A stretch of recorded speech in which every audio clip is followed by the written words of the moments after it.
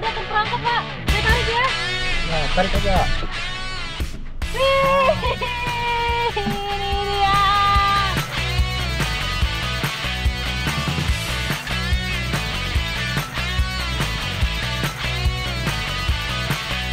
Ada tarikannya. Tarik aja. Tarik ya. Para mantan apa nih?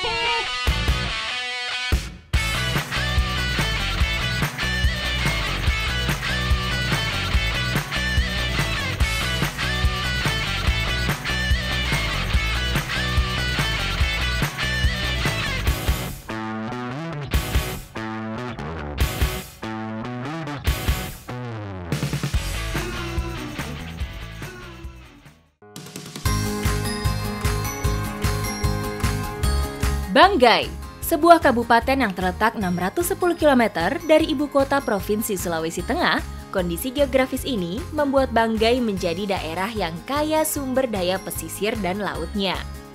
Saya bersama warga lokal akan mencari predator penghuni sungai-sungai di Luwu.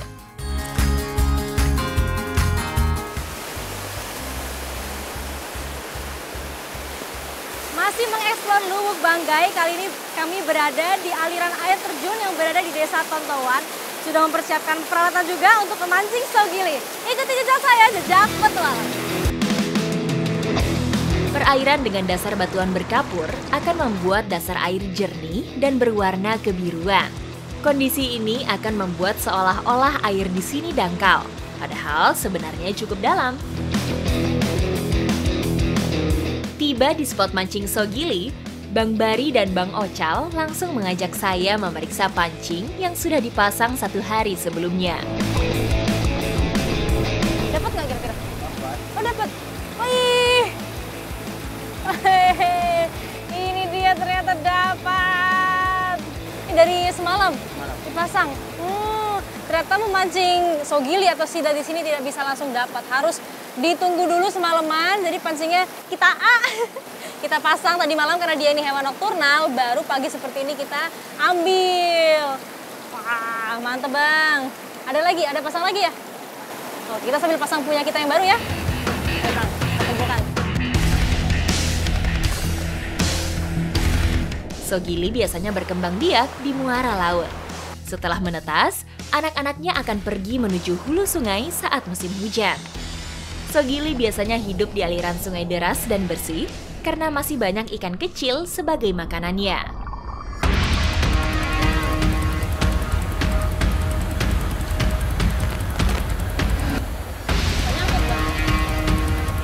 Ih, dapat. Gede banget. Wih. Bang, ini sidat. Ya ampun, gede banget. Hati-hati.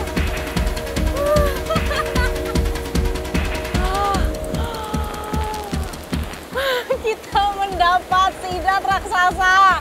Astaga, ini sidat terbesar yang pernah saya lihat. Ini berarti berapa ya? 3 kilo ada kali ya, Bang ya? 3 kilo.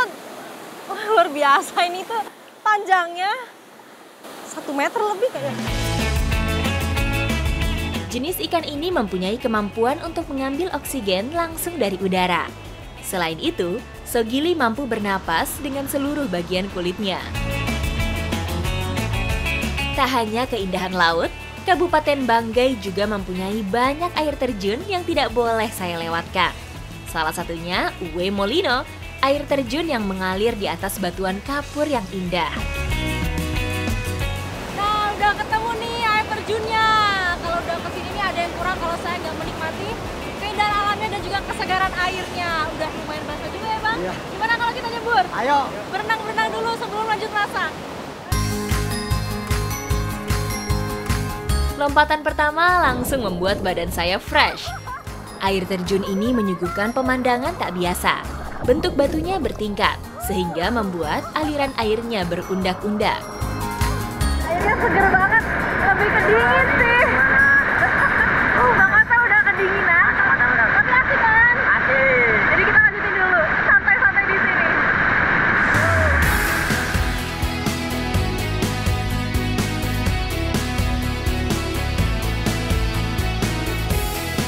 Sebelum diolah, sogili harus dibersihkan terlebih dahulu. Nah, ini nih salah satu cara atau teknik untuk menghilangkan lendir dari sidat. Menggunakan abu. Bisa dicampur tanah juga, tapi paling bagus pakai abu. Kita lumuri dulu seperti ini. Kemudian bersihkan. Tuh, langsung bersih. Wah, ini lengketnya di sini semua.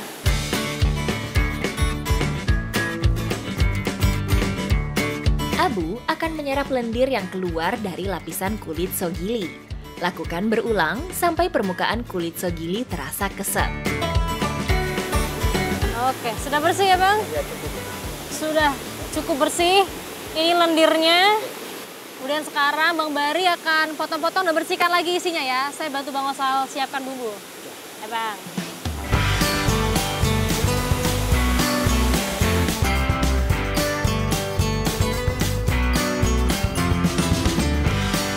Kali ini, saya akan membuat sogili woku, olahan berkuah khas Sulawesi.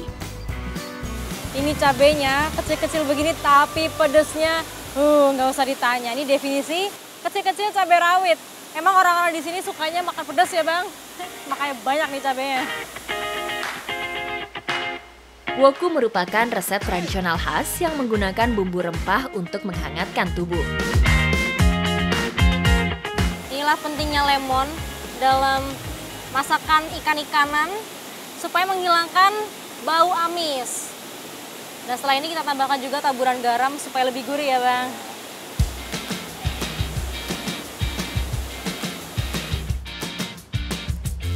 Selain menghilangkan amis, air lemon bisa membuat daging sogili cepat matang saat diolah. Olahan woku mempunyai cita rasa yang kuat. Setelah rempahnya ditumis, harumnya begitu menusuk hidung saya. Tak perlu berlama-lama, woku sogili sudah siap santap. Ini dari aromanya, harum sekali. Mari kita coba ya.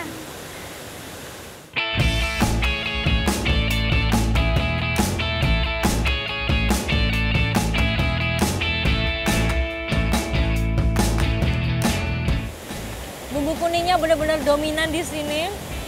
Apalagi ada rasa gurih, terus juga segar dari perasan lemon. Terus semua bumbu rempahnya juga terasa sekali. Mantap banget.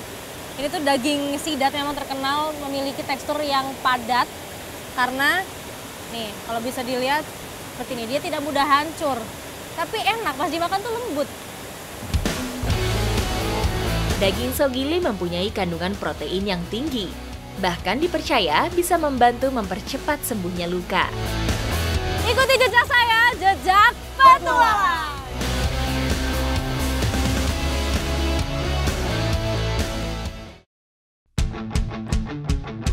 Indonesia merupakan negara kepulauan dengan laut yang lebih luas dari daratannya. Tak hanya luas, lautan Indonesia masuk ke dalam segitiga terumbu karang dunia yang menjadi kawasan dengan keanekaragaman hayati paling kaya di dunia.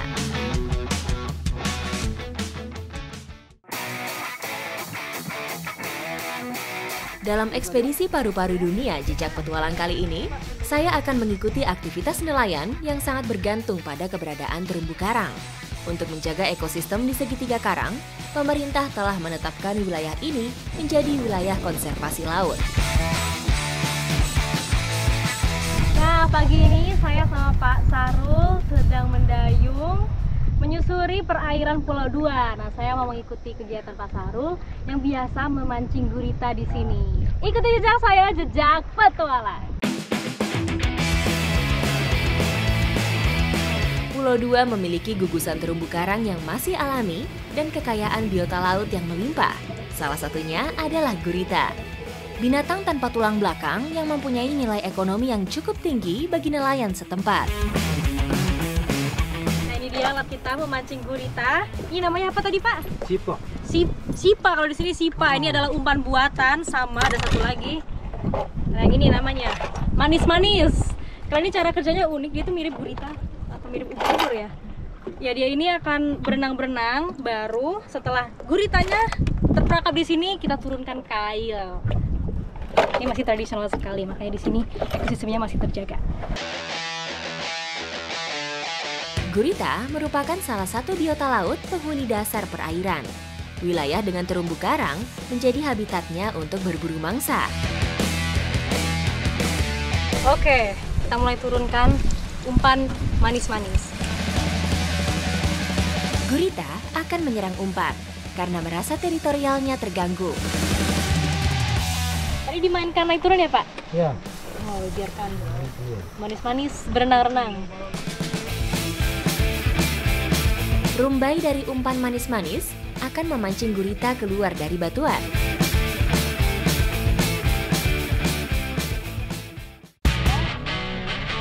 Pak, dia udah terperangkap, Pak. Saya tarik ya. Ya, tarik aja. Ini dia. Kita dapat gurita. Dia masih menempel di umpan manis-manis. Terus juga bagian badannya terjebak di kail.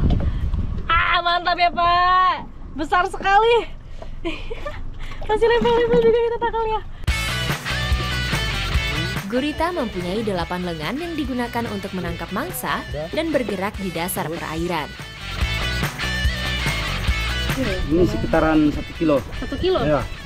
Itu udah bagus atau masih bisa dapat lebih besar lagi? Bisa dapat lebih besar lagi. Kalau musimnya ya lebih bisa dapat lebih banyak lagi. musimnya itu bulan-bulan bulan 8 sampai bulan 10. akhir tahun. Gitu. Tapi begini saja kita belum lama masuk sudah dapat ya. Ya. Kita cari lagi ya, Pak. Iya, oke. Oke. Kita cari lagi.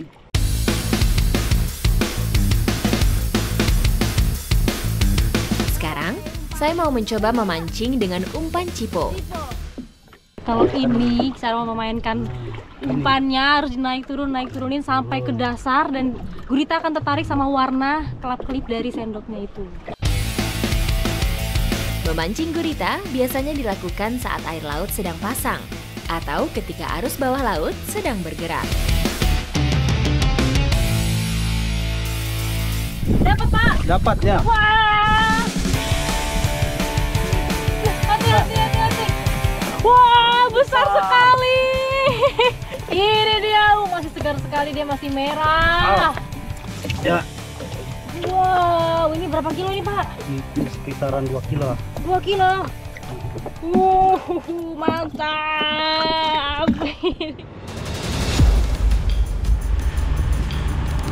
Keberhasilan konservasi suatu wilayah laut merupakan hasil dari kerjasama yang baik dari semua pihak.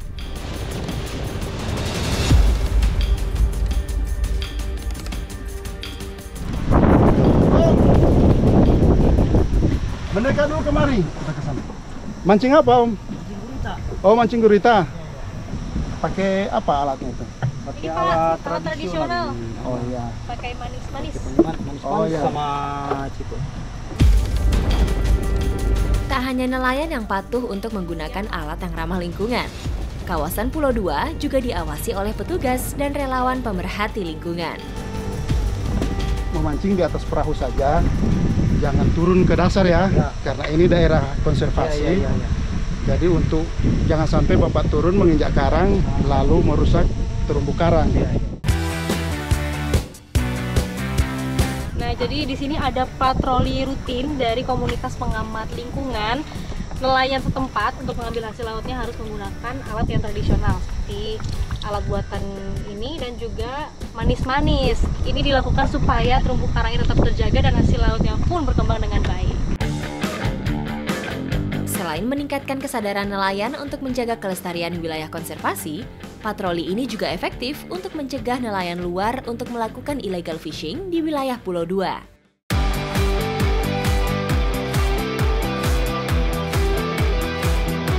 Nah, sebelum diolah, guritanya ini sudah direbus terlebih dahulu supaya nanti lebih empuk. Dan hari ini kita memasak tumis ya, Bu? Iya. Tumis dengan bumbu yang simpel saja. Resep masakan khas Indonesia tidak bisa lepas dari rempah-rempah. Uniknya, masyarakat Sulawesi Tengah selalu menggunakan daun pandan sebagai pengharum masakannya. Nah, ini guritanya sudah dipotong kecil-kecil, tidak lupa dikasih perasan jeruk lemon supaya bau amisnya hilang. Aroma rempah-rempah sudah menusuk hidung saya, berpadu dengan daging gurita hasil pancingan saya. udah matang ini Bu. Yuk kita angkat ya. Pak, udah matang ya, makan Pak.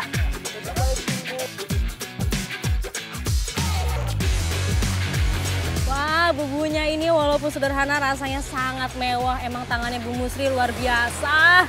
Nikmat sekali, ada rasa gurih, asam, segar dari perasan jeruk. Dan emang benar-benar empuk karena masaknya juga lama tadi guritanya. Nikmat banget Ibu.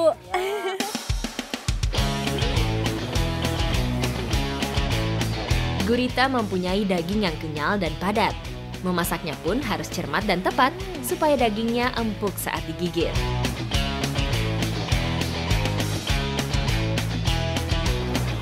Makanan yang sangat nikmat untuk menutup perjalanan saya hari ini dengan pemandangan sore yang sangat indah. Dan inilah hasil kekayaan Pulau Dua yang membuktikan bahwa hasil lautnya terumbu karangnya masih sangat terjaga dan sangat lestari. Ikuti jejak saya, jejak petualang!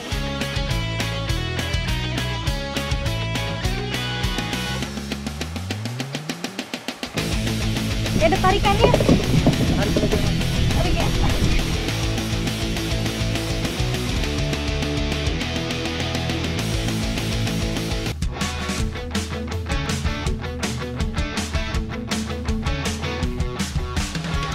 Petualangan saya kali ini akan mengeksplor ekosistem bawah laut Pulau Dua yang berada di Kabupaten Banggai, Provinsi Sulawesi Tengah, sebagai bagian dari ekspedisi paru-paru dunia Jejak Petualang.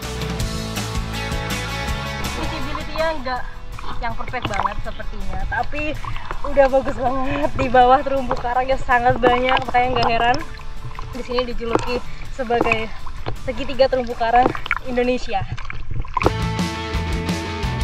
Om Odi dan Bang Marlon membawa saya menyelam di kedalaman 15 meter.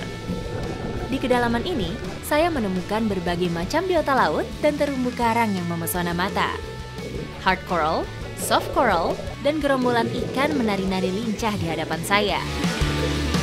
Diving spot di Pulau Dua ini masuk ke dalam area konservasi, makanya aktivitas masyarakat atau nelayan dalam memanfaatkan hasil lautnya pun masih dibatasi. Dan makanya juga di area ini biota-biota lautnya masih berkembang dengan optimal, makanya bisa disebut juga sebagai nursery atau buffer zone. Lebih dari setengah kebutuhan oksigen dunia diproduksi oleh berbagai organisme laut yang hidup di terumbu karang. Organisme laut seperti fitoplankton, alga, dan tumbuhan laut lainnya menghasilkan oksigen dari proses fotosintesis.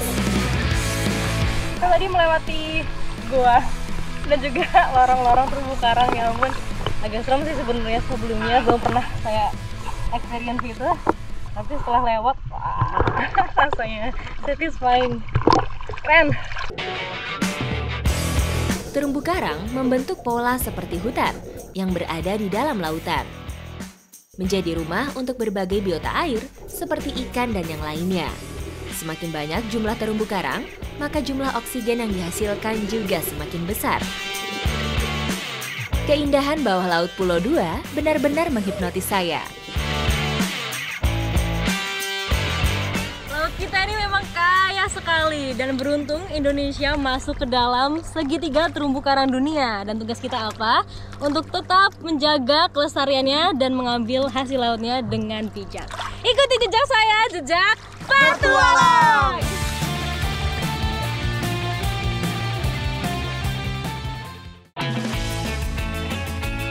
Salah satu misi ekspedisi paru-paru Jejak Petualang kali ini adalah menjaga kelestarian terumbu karang.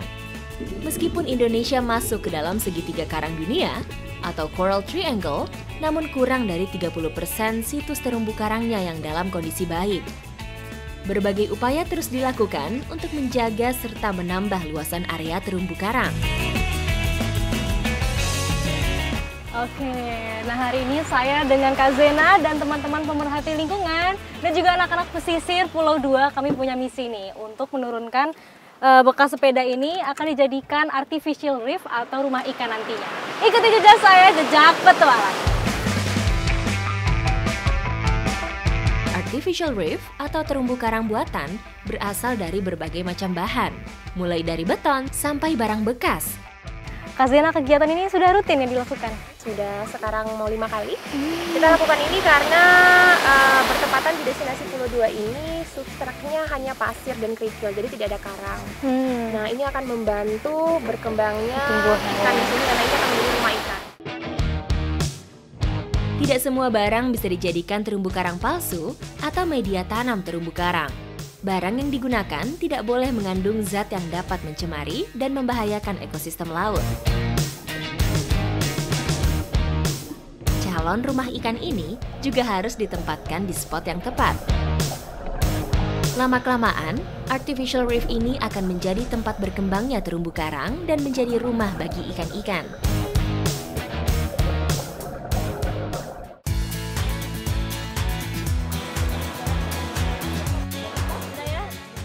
Nah, setelah ini saya dengan Bang Odi akan mengajarkan anak-anak snorkeling sambil menikmati keindahan bawah laut Pulau Dua.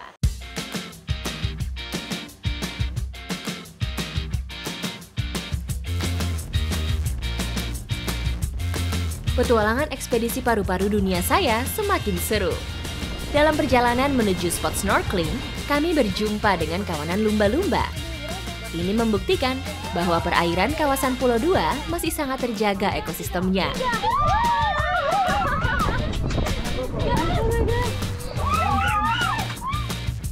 Menjaga kelestarian laut memang membutuhkan energi yang besar dan berkelanjutan.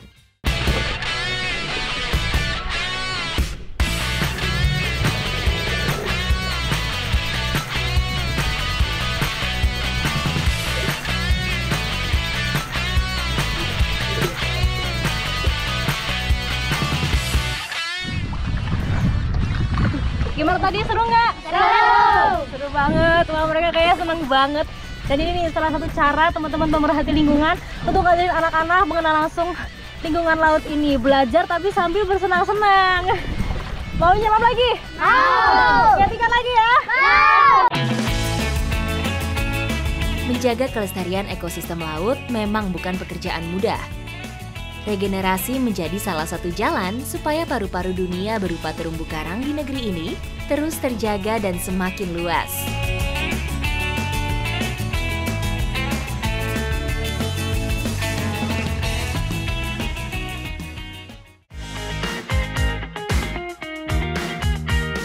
Petualangan saya dalam rangka ekspedisi paru-paru dunia di wilayah Sulawesi Tengah masih berlanjut. Banggai Kepulauan terdiri dari ratusan gugusan pulau sedang dan kecil. Kabupaten ini mempunyai luas wilayah laut 6 kali luas daratannya. Tak heran jika laut menjadi tumpuan hidup sebagian besar masyarakatnya. Banggai Kepulauan masih menjadi area yang masuk dalam segitiga terumbu karang dunia. Nah, ini menjadi salah satu pertanda bahwa hasil perikanan di sini bagus sekali. Nah, saya mau mengikuti aktivitas warga setempat mencari ikan tentunya dengan cara yang tradisional. Ikuti jejak saya, jejak petualang. Menempuh kurang lebih 30 menit dari Salakan, saya tiba di perairan Kawalu. Perairan Kawalu berada di antara Pulau Bakalan dan daratan Banggai Kepulauan. Perairan ini mempunyai terumbu karang yang luas dan terjaga. Tak heran, spot ini menjadi rumah yang nyaman untuk berbagai jenis ikan karang. Saya akan mencoba peruntungan memancing di sini.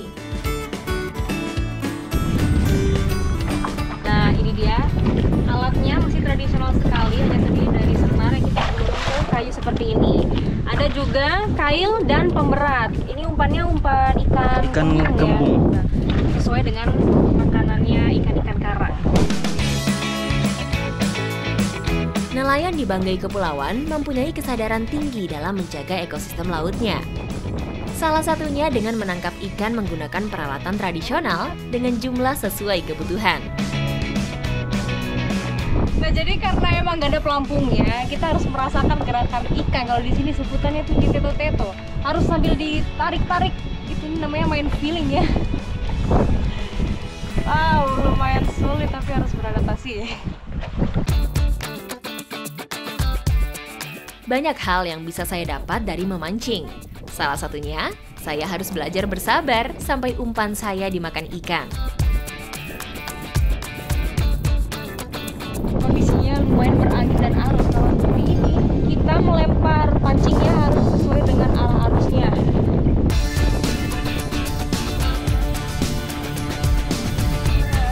Ini nih boat kita nggak ada cadiknya, nggak ada penyeimbangnya. Jadi menjadi salah satu tantangan lagi. Kita gerak dikit bergoyang-goyang. Jaga keseimbangan kita ya Pak. Jangan banyak bergerak. Wow.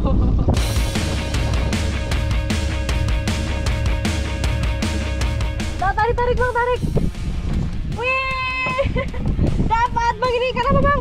Ikan londol. Ikan londol, wah cantik sekali warnanya. Bang Wadli dapat, Pak, dapat nih Pak. Ya ada tarikannya. Tarik aja. Tarik ya. Oh. Wah, parah banget saya dapat nih. Nah ini di sini emang tempatnya ikan londol. Sepertinya banyak sekali ya bang. Iya. Beruntung kita dapat. Ini dia punya warna cantik sekali. Ada banyak jenis itu. Ada banyak jenis? Iya. Oh. Ada yang merah. Ada yang merah juga? Ada yang kuning. Warnanya cantik sekali seperti ini? Iya. Oh, ada beberapa jenis tapi ini yang warnanya lebih dominan. Ada hijau dan kuning sebelah sini. Dari belakang kepala sampai ekor. Ada motifnya, bagus sekali. Kelestarian terumbu karang menjadi penopang kelangsungan hidup ekosistem di sekitarnya, bahkan bagi para nelayan tradisional. Di sini emang banyak sekali jenis-jenis ikan karang ya. Tadi ada ikan londol, terus juga kerapu, salah satu ikan andalan di sini. Mantep bang. Kita kumpulkan ya.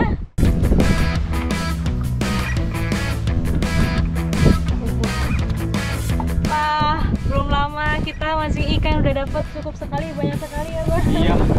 Ini menandakan bahwa di sini ekosistemnya masih terjaga sekali. Dan setelah ini saya mau mengikuti kegiatannya Bang Wadli dan juga masyarakat setempat dalam menjaga laut di sini. Kita akan bersih-bersih sampah. Ikuti jejak saya, jejak petualang.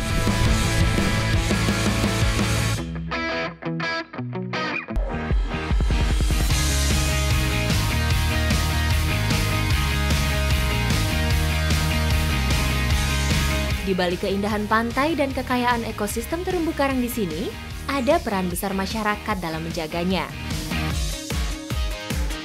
Nah, ini saya sudah beramai-ramai dengan masyarakat pesisir pantai Kawalu.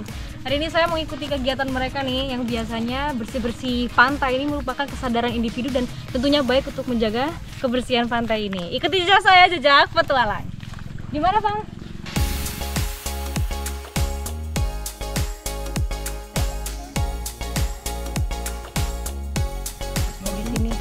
Lokasinya biasanya bersih-bersih pantai kan di sekitar pesisirnya aja ya Pak, tapi sekarang kita fokus kita harus fokus di ke terumbu karangnya juga, jadi kita sambil snorkeling.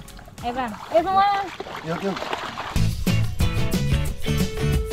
Terumbu karang sebagai paru-paru dunia merupakan ekosistem yang kaya sumber daya hayati.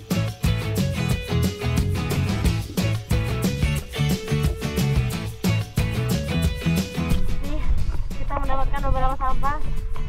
Dan yang paling banyak itu plastik ya, botol-botol juga. Dan ini sebenarnya paling bahaya karena plastik itu tidak bisa terurai selama ratusan tahun lamanya.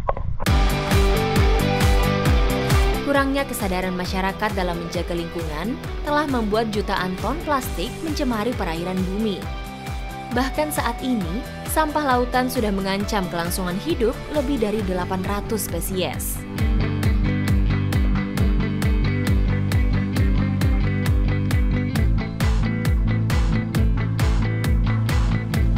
Lagi sama plastik dan botol. Ini sepertinya nggak sama dari pantai ini aja, karena kalau lagi musim arus dan angin, kayak dari berbagai tempat tuh tersebar kemana-mana. Jadi itu bisa sampai nyangkut-nyangkut ke dalam karang. Menjaga kelestarian ekosistem laut menjadi salah satu kunci keberlangsungan kehidupan manusia, karena terumbu karang menjadi sumber utama paru-paru dunia. Nah, ini dia kegiatan yang patut ditiru teman-teman. Kita hidup berdampingan dengan alam, kita mengambil manfaatnya, dan tentu saja kita harus cintai alam kita dengan baik. Sesimpel kemanapun kalian berada, jangan pernah buang sampah sembarangan. Ikuti jejak saya, jejak petualang.